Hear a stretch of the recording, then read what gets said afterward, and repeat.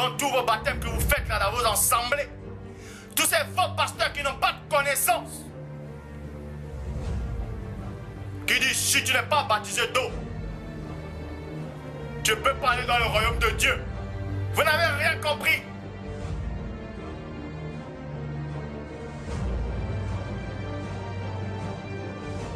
Parce que ces gens qui les ont enseignés, ces gens qui les ont présenté l'évangile, qui les ont présenté Yoshua, les a présenté un mauvais évangile.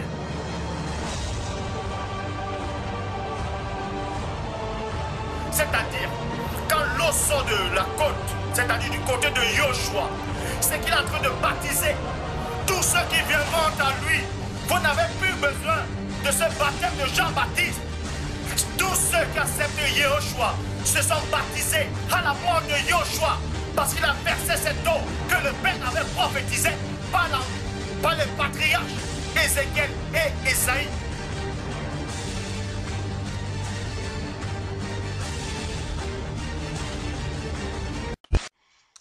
J'ai deux exemples pour t'expliquer cela dans la Bible. Ce sont des exemples bibliques. Alors, souviens-toi, il y a eu l'exemple de l'eunuque qui s'en était allé adorer vers un pays. De Actes 8, verset 36. Alors, je vais te le citer. Comme ils continuaient leur chemin, ils rencontrèrent de l'eau. De l'eau. Et l'eunuque dit, « Voici de l'eau. Qu'est-ce qui empêche que je ne sois baptisé ?» Philippe dit, « Si tu crois de tout ton cœur, cela est possible. Cela est possible. » Il s'agit bien du baptême d'eau. Et cela après la mort de Christ.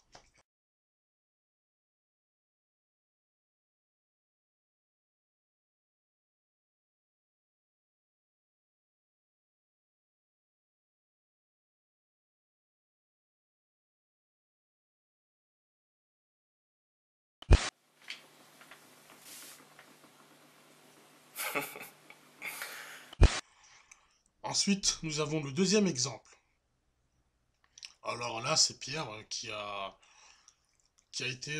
reçu une vision comme quoi il devait accepter aussi, voir les gens des nations, voir que les gens des nations pouvaient aussi avoir la délivrance, le pardon des péchés par Christ.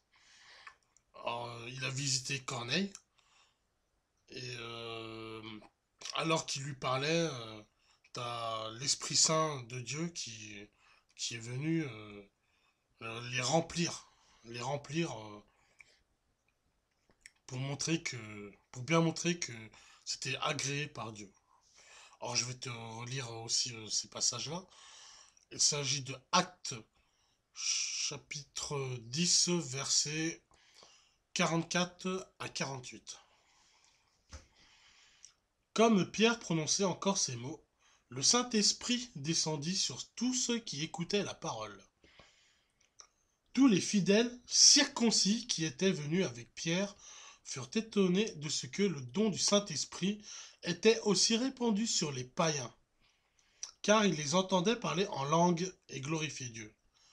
Alors Pierre dit, « Peut-on refuser l'eau du baptême à ceux qui ont reçu le Saint-Esprit aussi bien que nous ?» Et il ordonna qu'ils fussent baptisés au nom du Seigneur. Sur quoi ils le prièrent de rester quelques jours auprès d'eux. Donc, tu as deux exemples bibliques qui te prouvent bien que le baptême d'eau est très important. Et d'autant plus que tu peux voir dans cet exemple, dans ce dernier exemple, qu'ils ont d'abord reçu l'Esprit Saint et qu'ensuite on les a baptisés d'eau. Tu vois l'importance.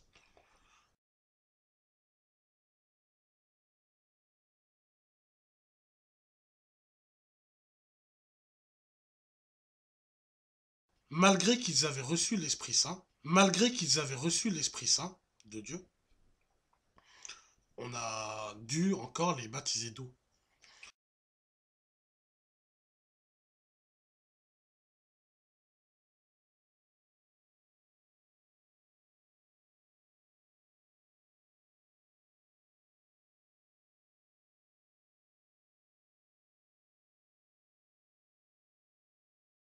Dans ce cas, pourquoi quand vous vous baptisez actuellement dans vos assemblées, quand vous entrez dans les eaux actuellement, le baptême de Jean, quand vous ressortez, pourquoi vous n'êtes pas rempli du Saint-Esprit?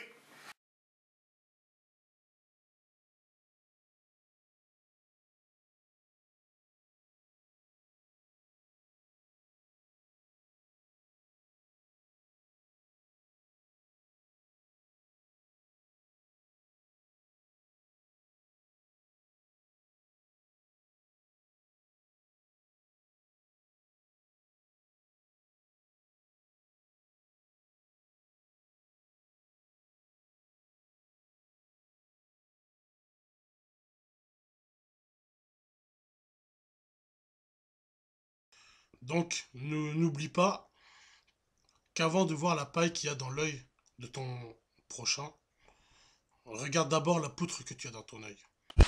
Parce que comme je dis d'habitude, les faux pasteurs qui n'ont pas de connaissance parlent tout le temps du baptême d'eau. Ils font toujours ce baptême d'eau. Ils baptisent des gens dans des piscines, chez eux dans des baignoires, sans toutefois comprendre ou connaître la véritable signification du baptême d'eau.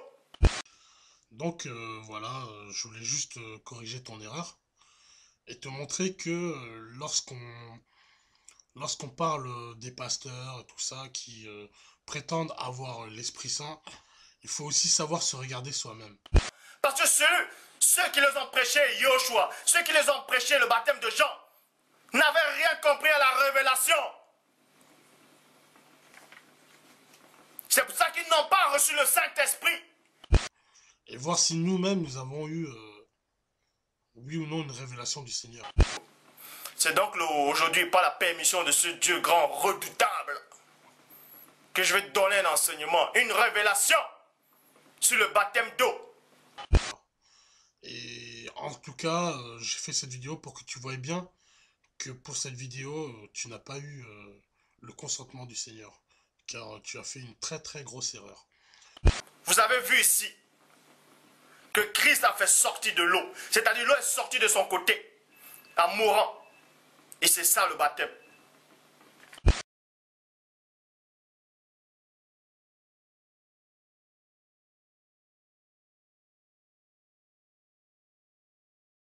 Loué soit le Seigneur. Amen.